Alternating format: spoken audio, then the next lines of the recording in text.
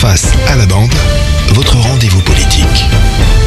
La députée PS Michèle Victory est l'invitée de Face à la bande. Elle se prête à l'exercice des questions-réponses. Merci d'avoir accepté notre invitation. Je vous laisse entre les mains d'Axel Rebaud. Michèle Victory, aujourd'hui, pour s'approcher du pouvoir, le Parti Socialiste doit donc accepter de s'asseoir sur ses convictions. Oui, d'accord, vous commencez fort, alors, comme ça. Non, je pense que le Parti Socialiste est arrivé à un stade où il fallait qu'il puisse poursuivre la route, et poursuivre tout seul, ça paraissait quand même difficile. Donc, évidemment, ça a posé un certain nombre de difficultés. Il y a une histoire de conviction, évidemment. Il y a une histoire de conviction, de points de convergence, de points de divergence, vous l'avez entendu. Il y a un vote qui a eu lieu, qui a donné une majorité quand même à cet accord.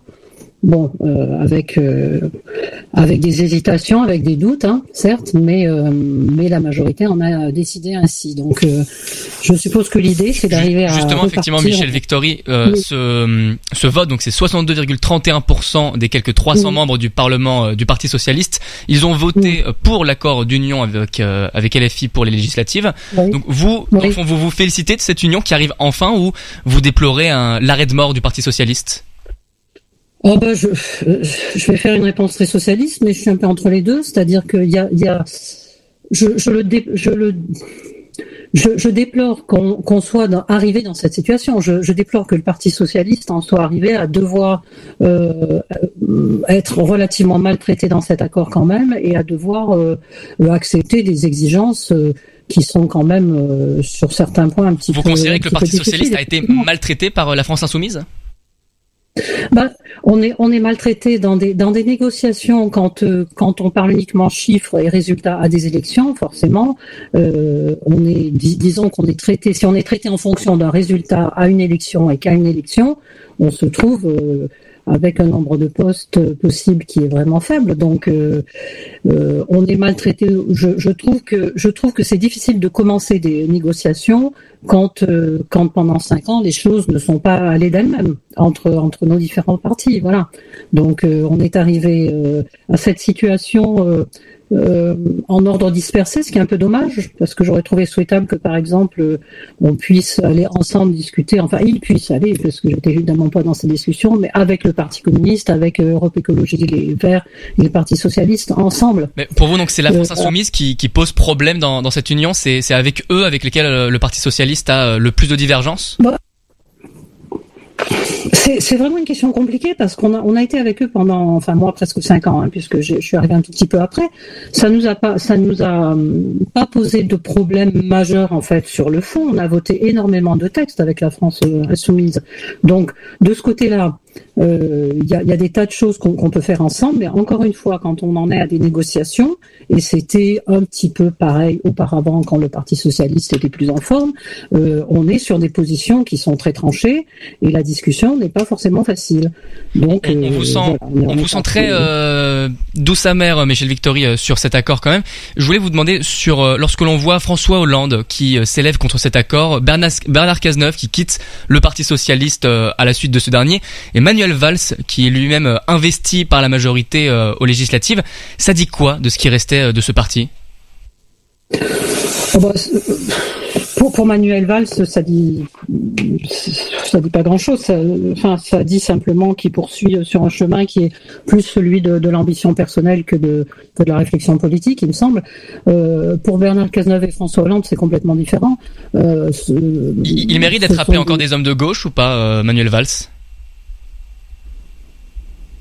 Oh, c'est à lui qu'il faudrait poser cette question. Et vous, votre opinion sur lui, qu'est-ce que c'est?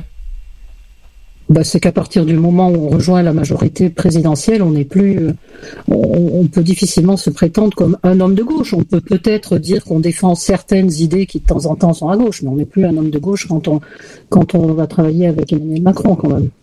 Il faut quand même qu'il y ait des limites et des barrières, parce qu'alors si tout est égal à tout, évidemment, on ne sait plus trop où on en est.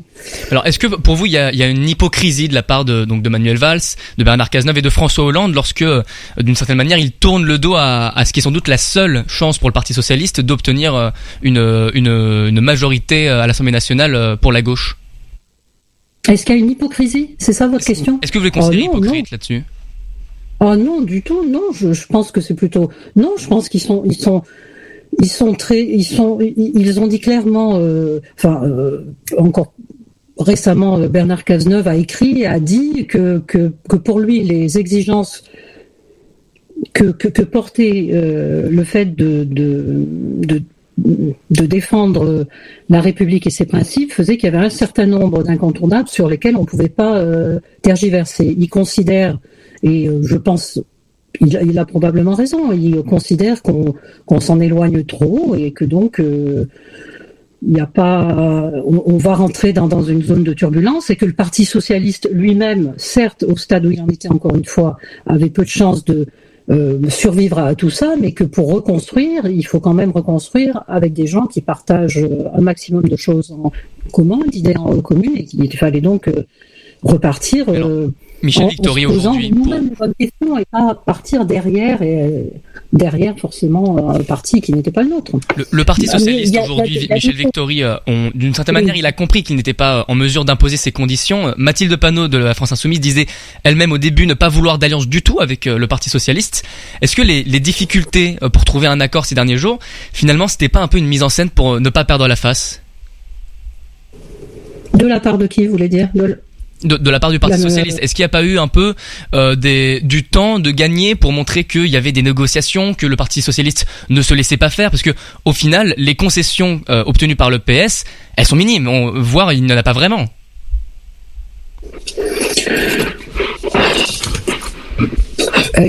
Oui. J'étais pas dans la négociation. Encore une fois, il y a des choses il y a des sujets qui ont été amenés dans la liste des sujets communs qui n'y étaient pas au départ, quand même.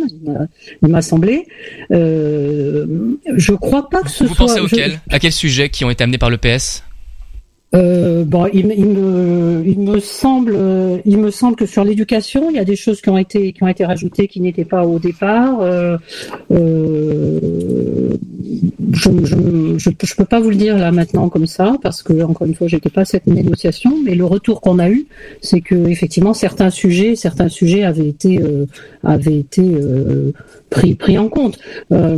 Encore une fois, c'est pas un programme de gouvernement non plus. C'est pas un programme de gouvernement. C'est se dire sur quelques points majeurs, on considère qu'on peut sur cette législature s'opposer à Emmanuel Macron. C'est un peu minimaliste d'une certaine façon. C'est un peu minimaliste.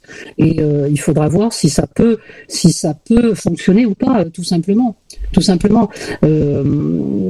Moi, il me semble qu'on doit vraiment garder notre autonomie, qu'on doit garder ce qui a fait la force du Parti socialiste, tout en considérant que... Aujourd'hui, Michel Victory, le Parti socialiste, il doit garder sa force, il doit garder certaines de ses lignes, on vous entend lorsque vous nous expliquez ça, mais est-ce qu'il doit continuer d'exister dans la forme, dans sa forme actuelle? Est-ce qu'il ne doit pas évoluer aujourd'hui? Si.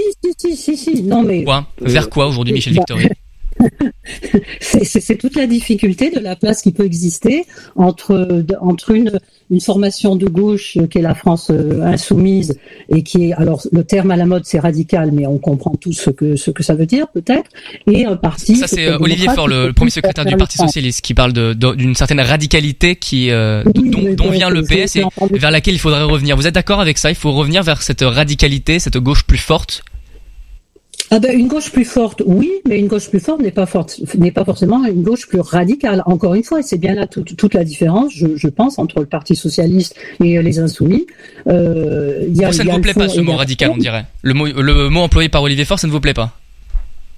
C'est-à-dire que si on dit radical, je pense qu'on pense à rupture tout de suite derrière. Enfin, il me semble, par exemple, et que chacun vit la politique comme il le sent. Moi, je suis pas quelqu'un qui pense que les ruptures sont d'abord aussi simples à réaliser et qu'elles soient forcément la bonne solution. Je pense que les choses évoluent et que quand on vote des lois, on fait petit à petit avancer les choses. Donc, je suis probablement, évidemment, moins dans cette posture, enfin, dans cette façon d'envisager l'action politique, si vous voulez. Donc, il reste une place. Si le Parti socialiste doit se recomposer, il faut quand même que la première chose, ça soit la discussion de ce qui est le socle commun, comme d'habitude, et qu'on reparte là-dessus. Il est bien évident que le Parti socialiste... Le socle commun, justement, Michel Victory. Mais le socle commun, c'est vraiment le cœur des négociations. On essaie de rassembler sur les convergences entre les différents blocs de gauche. Mais la France insoumise et le Parti socialiste, Michel Victory, viennent de la même famille politique. Et comme dans toutes les familles, eh bien il y a des tabous. Et la question ici, tabou, c'est plutôt surtout celle de l'Union européenne. Alors on fait quoi aujourd'hui, Michel Victory, avec cette question vis-à-vis de la France insoumise? Est-ce qu'on met les désaccords sous le tapis, on n'en parle pas? On accepte en silence la ligne de Jean-Luc Mélenchon? Non, je crois que ça a été discuté d'ailleurs. Je crois que ça a été discuté dans les négociations et que un certain nombre de termes ont été un petit peu revus, comme le terme de désobéissance qui paraissait quand même un petit peu fou. C'est évidemment sur ces points-là que sont l'Europe, la confiance ou le désir que l'on a de continuer à travailler pour une Europe encore plus forte et tout ce qui concerne les relations sur l'international, bien sûr qu'on sait là qu'on a des divergences. Ça vous inquiète, ça, Michel Victory, l'idée que la gauche s'imprègne d'un certain eurosceptisme? Ah oui. Et pour vous, on s'oriente là-dessus avec la France insoumise qui mène la gauche, qui donne le là? La France insoumise a dit qu'elle ne voulait pas sortir de l'Union, qu'elle respectait un certain nombre de choses et que elle travaillerait plutôt à réfuter un certain nombre de traités qui seraient économiques ou sociaux, mais qu'elle ne s'attaquerait pas à l'organisation politique de l'Europe. Bon, il faudra voir. C'est un pari qui a été fait. C'est un pari qui a été fait. Il faudra voir où les choses iront. Moi, je pense que je n'y serai pas, plus qu'il y a de grandes chances que je ne puisse pas me présenter à cette élection. Vous dites que effectivement la France insoumise a fait en somme des pas vers le Parti socialiste en voulant rassurer. Vous, on vous semble pas rassuré pourtant. On a l'impression que vous êtes quand même inquiète vis-à-vis de la France insoumise menant la gauche. Oui, mais forcément, encore une fois, écoutez, on a été 4 ans et demi, 5 ans ensemble. On a travaillé ensemble. Donc on a vu comment quelquefois c'était possible et comment quelquefois ça n'était pas possible.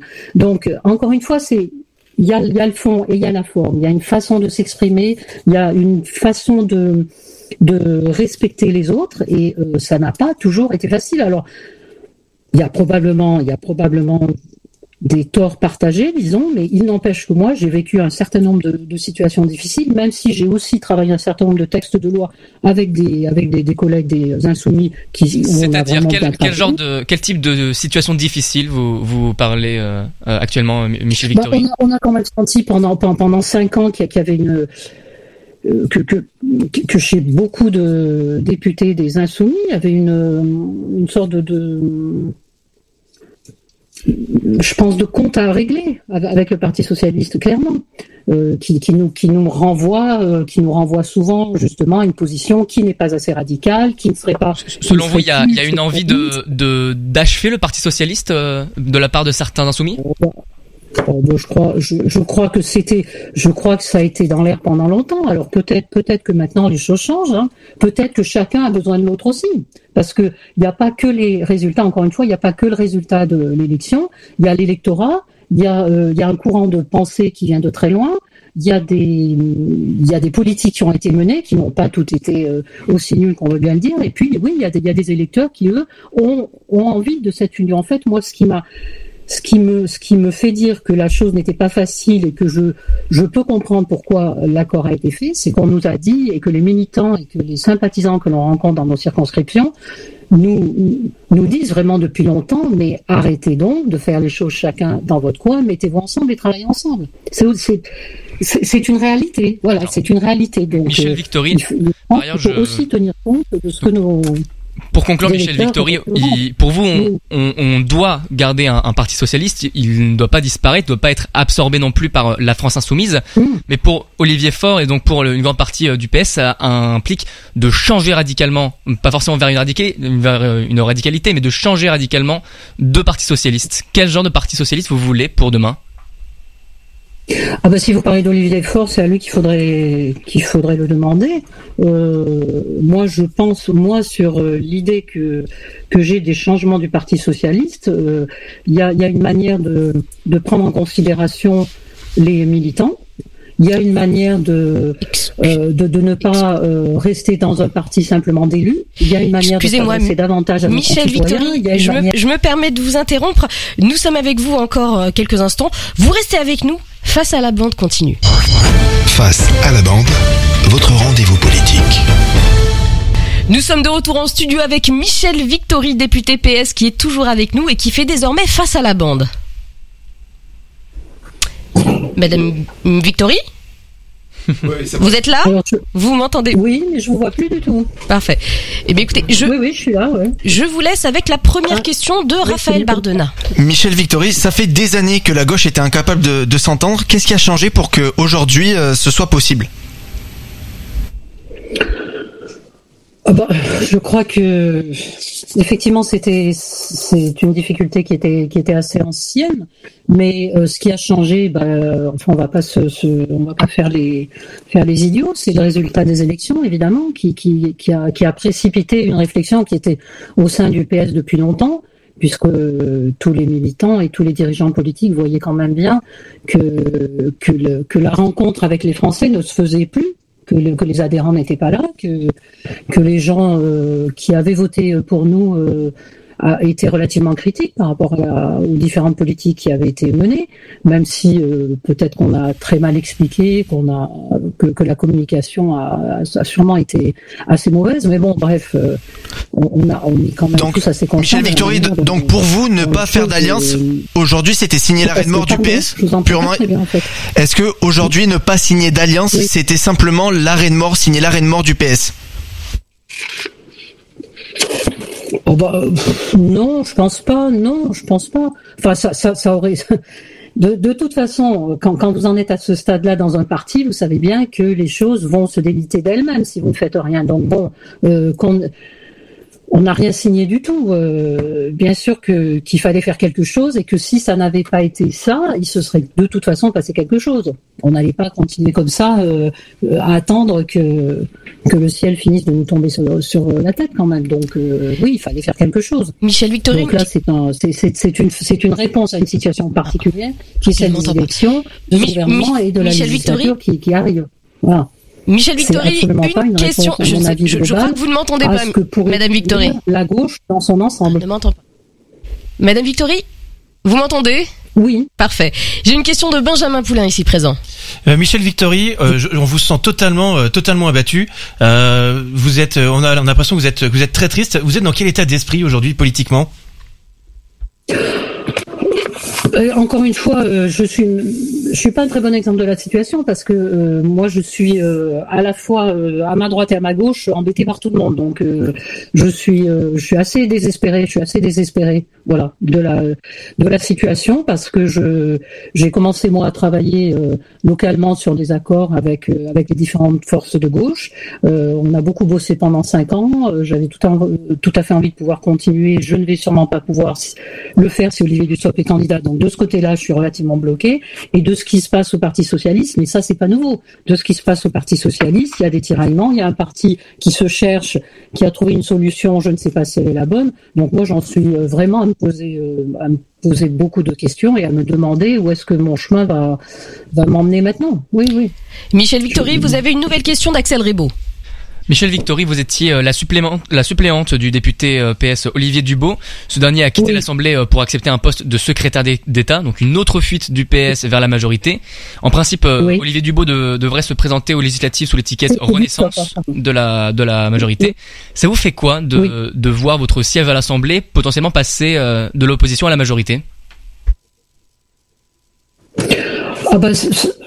Je serais vraiment triste que nous perdions cette circonscription.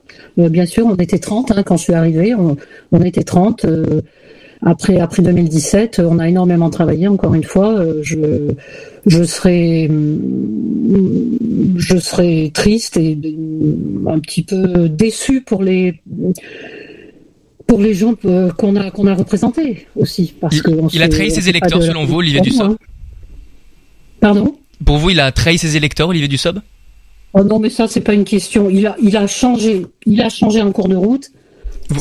On parlait de Manuel Valls précédemment qui était passé donc du PS à la majorité. Vous disiez qu'il suivait plus ses ambitions personnelles que des convictions de gauche. Est-ce que vous pensez la même chose de l'homme dont vous étiez la suppléante? C'est même assez différent pour une bonne raison, c'est que je ne connais pas personnellement Manuel Valls, alors que j'ai été la suppléante d'Olivier Dussopt pendant 12 ans. Donc je le connais quand même bien, et je pense qu'il y a chez ce garçon une vraie sincérité et une sorte d'attachement à des valeurs. Quand il est parti en 2017, l'idée c'était de pouvoir défendre, en étant à l'intérieur, un pôle d'idées qui allait plutôt vers la gauche. Je pense qu'il le pense encore et qu'il le croit encore. Donc c'est sa problématique avec sa propre vie, sa conscience et son chemin politique, quoi. Je pense que ça n'est pas si facile, quoi qu'on en dise. Michel Victory, pas mal d'ambition et qu'on veut changer les choses. Moi, je l'aurais pas fait comme ça, c'est évident. Mais je peux pas parler à la place d'Olivier Dussopt, vraiment. Michel Victory, une nouvelle question de Florian Michelin. Le PS, pour s'approcher du pouvoir, n'est pas un peu en train de s'asseoir sur ses convictions? Mais c'est ce que vous m'avez demandé, je crois, tout au début, non? C'est un peu la même question, il me semble. Hein. Le PS ne cherche pas à se rapprocher du pouvoir. Le PS cherche à avoir des députés à l'Assemblée nationale et à avoir un groupe à l'Assemblée nationale pour pouvoir proposer, pour pouvoir s'opposer, comme il l'a fait pendant 5 ans. Je pense que c'est plutôt ça l'idée quand même. Alors il ne s'assiera pas sur ses convictions parce que les députés qui seront élus, ceux que je connais, s'ils le sont et d'autres, s'ils sont élus pour le Parti Socialiste, continueront à faire ce qu'on a quand même fait pendant 5 ans, c'est-à-dire défendre nos convictions, puisqu'il y aura des groupes autonomes à l'Assemblée nationale quand même. Hein. Michel Victory est notre invité dans Face à la bande, c'est une députée PS, et pour vous, une nouvelle question de Raphaël Bardona. Est-ce que vous pensez que cet accord, il arrive trop tard, Michel Victory? D'une certaine manière, oui. Alors vous allez me dire que c'est facile à dire maintenant et qu'il fallait le faire avant, mais je pense réellement que arriver en 3 ou 4 jours à se mettre en face sur une vision politique du monde, c'est quand même pas simple. Alors certes, on se connaissait pour avoir travaillé avant, mais je pense qu'effectivement, si on avait voulu faire un réel accord de gouvernement, il aurait fallu s'y prendre vraiment bien plus avant. Seulement pour s'y prendre avant, faut-il encore qu'il y ait la volonté des deux côtés des personnes de se parler, ce qui n'était, je crois, pas vraiment facile. Hein. Pour la présidentielle, est-ce que un accord était possible ou non, c'était uniquement pour la législative? J'ai pas très bien entendu. Est-ce que c'était uniquement pour la législative? C'est ça que vous m'avez demandé. Est-ce que cet accord, il aurait pu être possible selon vous pour l'élection présidentielle? L'élection présidentielle, elle est quand même différente. Franchement, elle est différente parce que il y a le fond idéologique, mais il y a l'incarnation aussi de ce rôle présidentiel par une personne. Donc, je pense que c'était pas le sujet et que c'était pas d'ailleurs. Sauf qu'aujourd'hui, si jamais cette alliance de gauche, Michel Victory, si cette alliance de gauche va au bout, ce sera Jean-Luc Mélenchon qui sera Premier ministre. Donc, est-ce que au final, est-ce qu'il y a tant de différence entre un Premier ministre et un président? Jean-Luc Mélenchon Premier ministre, c'est quand même pas encore fait. Hein. Sauf que si jamais l'alliance va jusqu'au bout, elle sera faite. Enfin, j'aurais du mal à voir Emmanuel Macron partir sur cette piste-là, hein, très franchement. Michel Victory, une nouvelle question d'Axel Rebaud. Michel Victory, en principe, votre circonscription devrait être sacrifiée dans les calculs électoraux de NUPES. Qu'est-ce que vous faites si vous n'êtes pas réélu? Est-ce que vous quittez la vie politique? Alors, je vous redis, il y a de grandes chances que je ne puisse pas être candidate, puisque je dois avoir la confirmation de la candidature d'Olivier Dussopt d'ici quelques jours. Donc voilà, ça réglerait tous les problèmes. Si jamais Olivier Dussopt n'était pas candidat et que je sois donc candidate à cette élection, j'essaierai de gagner avec l'ensemble évidemment des forces de gauche avec qui je travaille déjà. Et si rappelle, jamais, selon la Constitution, si Olivier du Dussopt ne se représente, vous qui étiez sa suppléante ne pouvez pas vous représenter. Non, c'est la Constitution de 58 qui est faite comme ça et ça a été la loi électorale. S'il se présente alors Michel Victory, comment va évoluer votre engagement politique? Est-ce que vous voulez continuer à travailler au sein du PS, dans les forces de gauche? Est-ce que vous continuerez de travailler politiquement, mais autrement? Quand on a toujours été, moi j'ai été militante à 18 ans et j'en ai quand même 40 de plus au moins, donc je vais pas du jour au lendemain abandonner, mais dans les structures telles qu'elles sont aujourd'hui, celles du Parti socialiste, je vous avoue que je vois pas trop et donc je serai parmi les gens, je pense, qui auront envie de reconstruire, de continuer du moins à faire ce qu'on a toujours fait, c'est-à-dire travailler à essayer de changer la vie, quoi, voilà, un peu. Alors ça paraît toujours idiot ou prétentieux ou inutile, mais moi j'ai toujours cru à ça, hein. Je n'ai fait de la politique que dans l'espoir qu'au fur et à mesure on arrive à faire changer les choses, hein. Sinon je Michel Victory, une nouvelle question de Raphaël Bardona. Avec mes enfants et voilà. Vous l'avez dit, il est temps pour le Parti socialiste de se réinventer. Est-ce que ça passe par un changement de nom? Oui, alors ça, on en avait parlé à une époque. C'était vraiment dans la discussion. C'est d'Olivier Faure, d'ailleurs, je pense qu'il avait amené cette question-là. Franchement, ça me paraît complètement pas intéressant que le Parti socialiste s'appelle. Alors, c'est intéressant à un moment précis qui est la disparition pratiquement du Parti socialiste. On peut toujours réfléchir et se dire est-ce que c'est ça qui a fait, est-ce que c'est cette étiquette-là même qui a fini de détruire le parti tel qu'il était. J'en suis pas sûre et je pense qu'avant de changer le nom, il faut s'intéresser à changer ce qu'il y a à l'intérieur et la manière dont on fait de la politique. Encore une fois, je crois que c'est vraiment une question de chemin et de manière. Il faut arrêter de croire qu'on a toujours raison, il faut arrêter de se reposer seulement sur des élus et il faut mettre en place une véritable démocratie participative au sein des partis aussi. Voilà. Et ça, effectivement, on n'a pas quand même tellement réussi dans ces domaines-là. Et au jeu des questions-réponses, c'est Axel Rebaud qui reprend la main. Michel Victory, pour rester sur les noms, il y a un autre parti qui vient de changer de nom, c'est bien sûr La République En Marche, qui s'appelle à présent Renaissance. Vous pensez quoi de ce changement de nom du parti présidentiel? Est-ce que vous y croyez au fait que, comme disent certains cadres de Renaissance, donc, que les 5 ans qui vont suivre ne seront pas du tout comme les 5 ans précédents? Alors là, je vous réponds beaucoup plus facilement parce que non, j'y crois pas du tout. Non, j'y crois pas du tout. Je trouve le terme de Renaissance galvaudé, absurde, prétentieux. Je vois absolument pas. Enfin, on est bien conscient que Emmanuel Macron ne peut pas faire comme s'il avait rien entendu. Mais enfin, connaissant aussi la façon dont il a fait de la politique et été président pendant 5 ans, on imagine mal comment il va changer. Donc, ils peuvent s'appeler Renaissance, Ensemble, etc. Ça ne change rien. Ça ne change rien. Hein. Je trouve ce terme de Renaissance passéiste en fait. Je trouve que ça nous raccroche et que ça nous ramène plus au passé qu'à l'avenir. Donc non, je trouve pas ça terrible, très franchement. Est-ce que, honnêtement, Michel Victory, selon vous, Jean-Luc Mélenchon ferait un bon Premier ministre? Jean-Luc Mélenchon est quelqu'un de brillant, ça c'est clair. C'est quelqu'un qui a une culture politique absolument immense, qui a beaucoup d'idées, donc il a un certain nombre d'atouts et de qualités. Après, faire un bon Premier ministre, d'abord ça va dépendre dans quel gouvernement, encore une fois, parce que vous l'avez déjà rencontré, Jean-Luc Mélenchon?